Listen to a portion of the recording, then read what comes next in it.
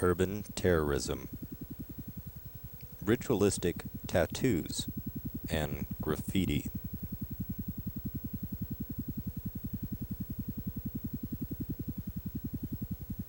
Bizarre sexual practices.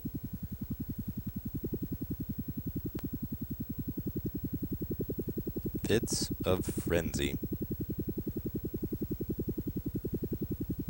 All are common characteristics of teenage gangs in present-day society.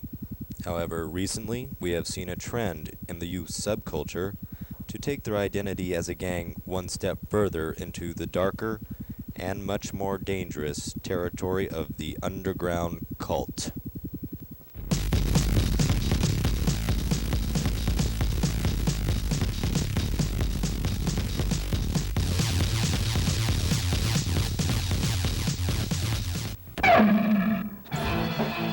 Las Vegas, Nevada, the adult playground of America.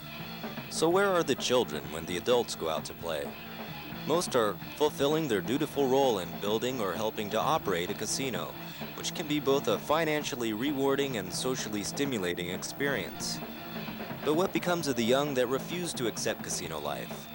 They are the bored, restless misfits who band together to strike out at the very establishment which sets out to help them. And if their group membership reaches cultic proportions, their potential to wreak havoc on the general public is almost limitless. An anonymous tip described the subterranean location of hidden videotapes here in Las Vegas, rumored to depict actual footage of cult practices and interviews with cult leaders. The tapes were unearthed in the backyard of this house, which was rented by a number of transient youths. Their group was known around town as the Lower Oki tribe, adopting the name from the neighborhood in which they claimed their territory.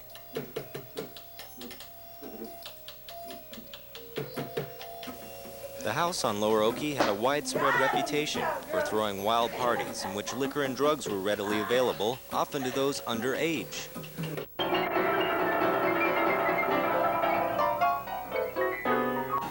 The neighbors complained of live bands playing loud music all through the night, though strangely enough, all neighbors declined to be interviewed for this program. It is believed they were the victims of death threats made by the Lower Oki to keep them quiet. Now let's have a closer look at the fascinating yet often deadly world of the underground cult.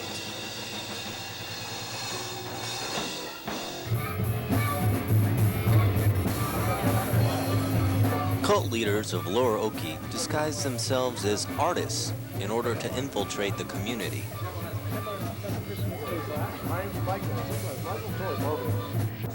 If there's more people involved, I mean, they can do bigger things.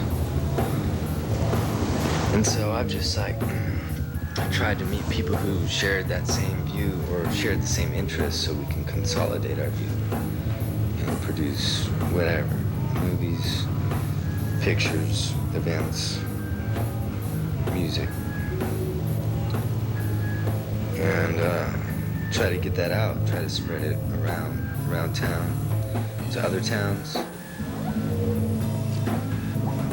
Sometimes they would carry with them a small animal or child to invite an image of innocence and good family values.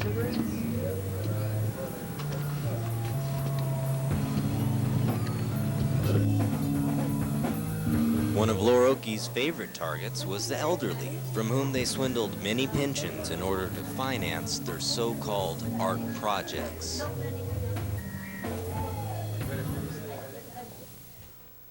We follow our noses, which is when we're together. It becomes a very potent combination. We took some trips, we being Johnny and Lance, and William and I, took some trips to San Diego and just got crazy. Just basically falling in love with each other. And we wanted a place to focus on making art and music. And we didn't think it was the Oki house because that place was dead at the time. It was filled with people that weren't in for it. They were soldiers to be used when they wanted to play. At the time, none of us happened to have jobs, which was very nice and allowed us to do and think freely and not have to make arrangements to get together because we were together and we liked being together. We liked playing together. We could to know each other, and we got to know each other's like subtleties and nuances, and feed off of each other, and therefore you would make like this, to what we consider powerful music. That was what we wanted to do. We didn't want to work. We didn't have any passion for jobs or money, really. We just wanted to basically hang out, have fun, be kids as long as we could. One trait which all cults share is a rejection of conventional life, clearly expressed by Lower Oki's homosexual tendencies, their desire for unemployment, and the refusal to be responsible adult citizens.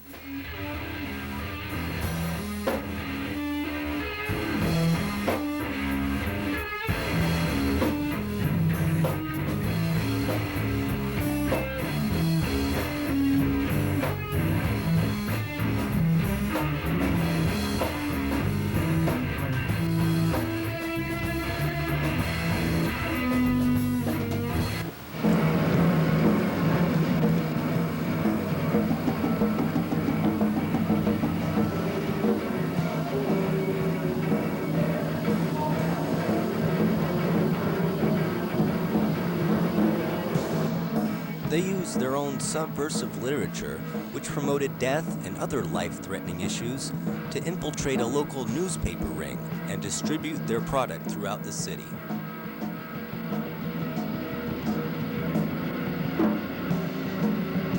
But it's hard to gauge the effect of that, because no one really commented on it. They didn't know. It's more of a subliminal thing.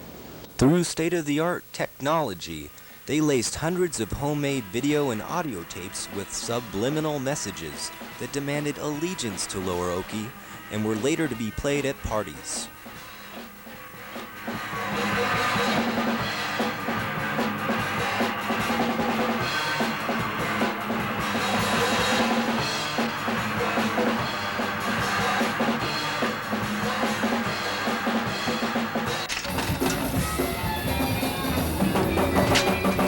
Destruction.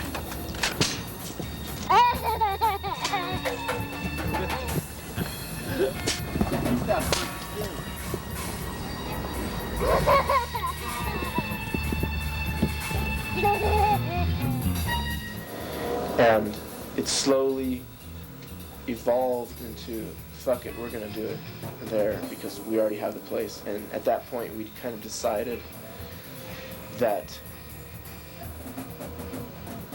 that was going to be our place, and it didn't matter who got in the way because we were going to do it. And we had this passion, an addiction to being young that didn't agree with a lot of people. Lower Oki went even as far as the preparation of homemade explosives in case those who didn't agree with them should stand in their way.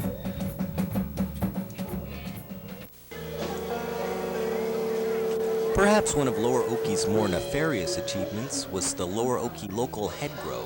While advertised as an arts festival, it was actually a mass indoctrination ritual that lasted the span of 3 days. The young and old alike were asked to be sworn in and denounce humanity for the cause of the cult. The themes of the artwork displayed there centered around the fall of society and often depicted negative images of the common man. A tarp was raised over the entire backyard to conceal the cult's clandestine activities from law enforcement officials. It kept the heat in, kept the people in, it kept the police helicopters from shining down on everyone quite as bright as they would have otherwise, because they were zooming by. The role of contributing artists was set up concentration camp style, each artist's work being assigned a number rather than them being allowed to sign their real names or identities. We had to think up some kind of a way to not just throw it up there, but I don't know, keep track of people like they do in institutions. So we just went through a numbering system and identified everyone with a number. And then that worked. I mean, no one really objected at first. I mean, the artists involved didn't object. How about Lower Oki local headgrow? Tonight's the first night, and everything's running just fine. Synthetic love. According to schedule? No, you don't like that? How about According to schedule? Nick, give me a Yeah, break. actually. I don't like synthetic love. It's running a little late, This but is then made again, for, like I said before, we're Penny dealing Meager? with humans. Penny Meager. So, Patty. You know Patty Meager? sloppy animals.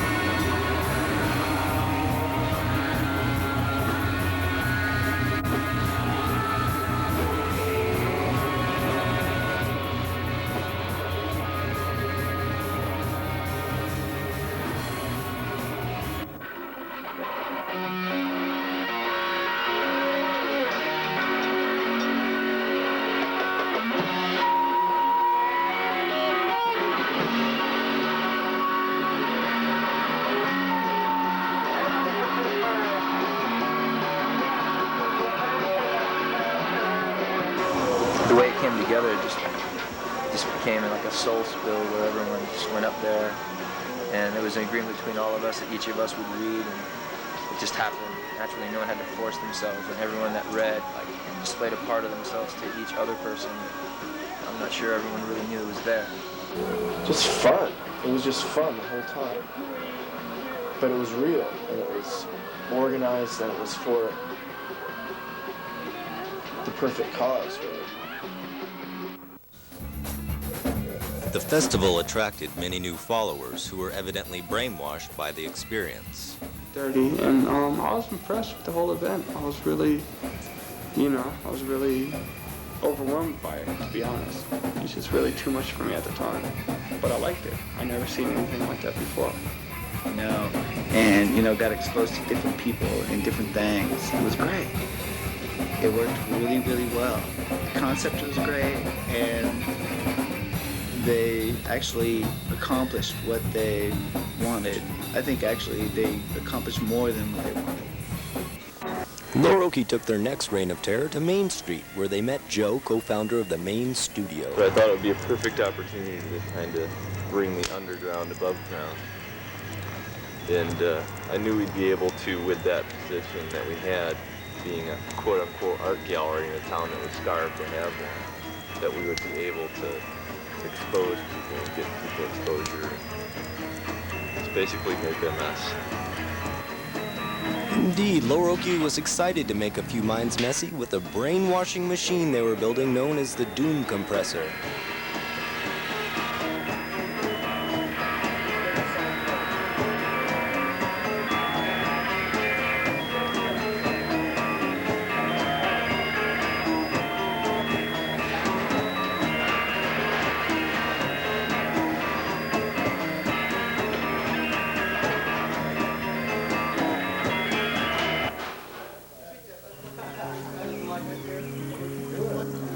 The idea of people losing environment and nature and going into a world of technology only, which takes away the soul, really. And the idea of one man in a circus setting, and people come to him and pay money for a ride, and the only way it's a ride that they can find nature, and that's the only way they can find nature. And he's about out of business because they don't even care anymore. It's like a novelty. Nature is just an old gag at that point. And he's dying, and his machine's kind of on the way out, but it still works pretty good. And the idea is to have a machine-like structure that contrasts its innards. So the outside is a futuristic machine, maybe a time machine, maybe just a rocket ship or something, just a big machine. And the innards is as nature as you can get, and it's just through a TV screen and this sound system, and that's nature. And the environment around you is all manipulated by the creator, so God. So my friends would become God in that sense. futuristic gods. It was a real like loose flow from where we were building the thing, because we were still working on it. We were still finishing it up, because I like, you know, me and him and other people weren't exactly happy with how it looked, how it was sounding or whatever, all through that whole day. And we just like finally were like, okay, that has to be it, because it's time. People are here, it's time to go home, do a costume change, come back. And my frame of mind at the time, after being there like 14 hours a day for 3 or 4 days in a row, not sleeping right, drinking all day, you know, all that, like unshaven, unclean, kind of stinky, smelling myself, like, you know, just feeling desperate to get back and like get it over with and get it done with. It was perfect for the mood of the character, the way Mike and I had discussed it. You know, it just like fit. And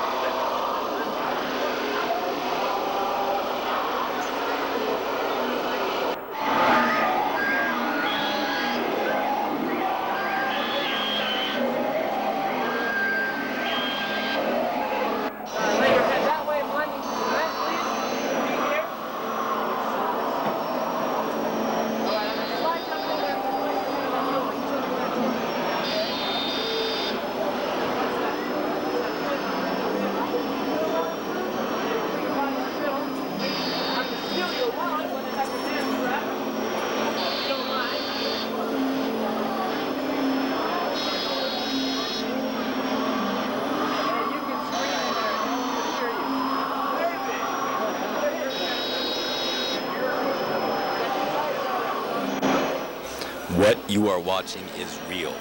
The cult was actually able to lure hundreds of innocent people into their demented death trap. Note how the victims are tied down to the machine S&M style and then inserted into the black hole behind them in the penetrating manner of sexual intercourse. It's no wonder that many of those who underwent this atrocity of rebirth had to seek psychiatric treatment afterwards.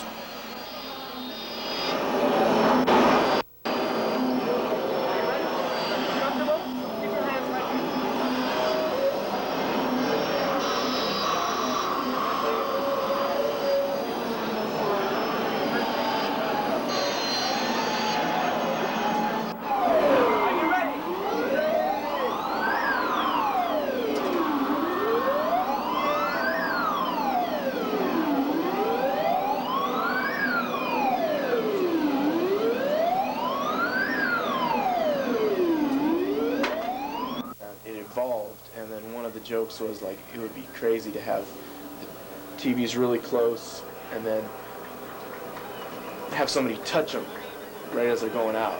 It would just be startling. And then it was a woman, and she was naked at one point. It was a joke to have a naked woman all of a sudden collapse on somebody and roll around in there, you know. Yeah, I remember that.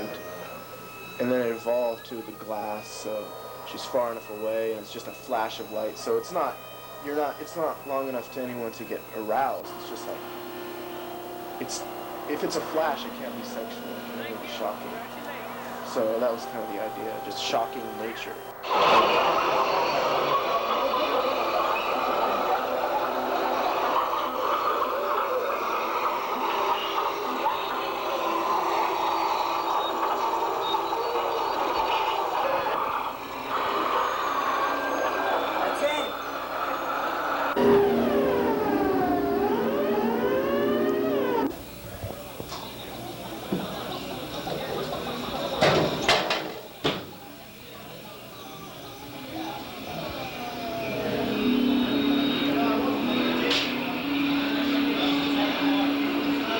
This one girl, she comes out of the box like a frightened rabbit, you know, like more like a fox with its paw trapped in a trap, you know, and just ready to chew her leg off to get out of that.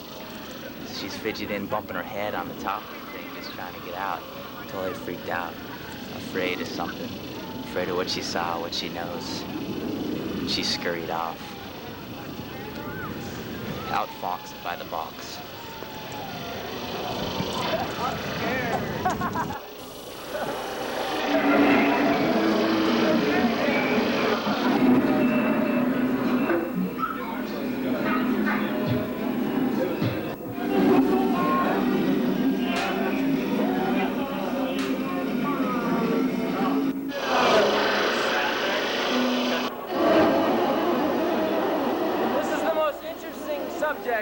outside yet tonight?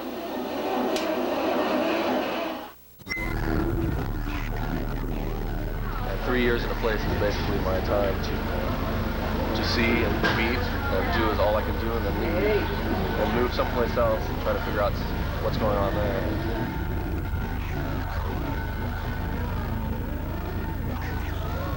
The Lower Oki cult has apparently split up to cover more territory. They are on the move, and were last seen in Chicago recording music, so be on the lookout. They could be moving into your neighborhood.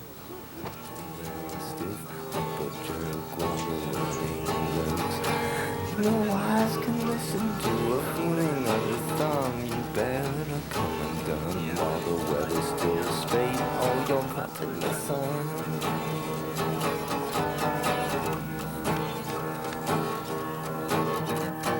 We got trees and pillows in our safety nets, so when the water gets hot, we stretch and sweat.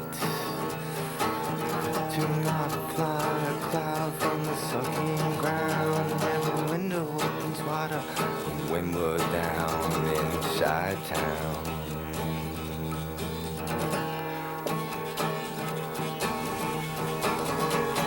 And we come to run. It will be a few years to settle our debt with society.